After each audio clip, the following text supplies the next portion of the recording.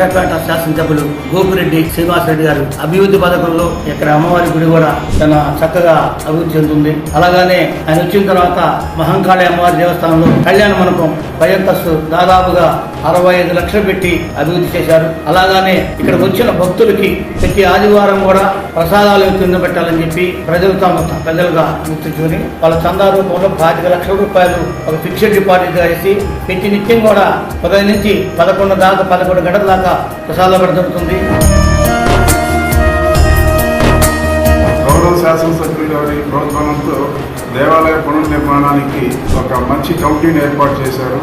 ఆ కమిటీతో పాటు విరాళాలు సేకరించడానికి కూడా ఒక అభివృద్ధి కమిటీని ఏర్పాటు చేశారు. 5 కోట్ల రూపాయలతో రాతితో పురాతన వైభవం ఉట్టిపడేలా నిర్మింపజేయడానికి సంకల్పాన్ని ప్రారంభించి ఆ దేవాలయ నిర్మాణం కూడా చేయటం ప్రారంభమైంది.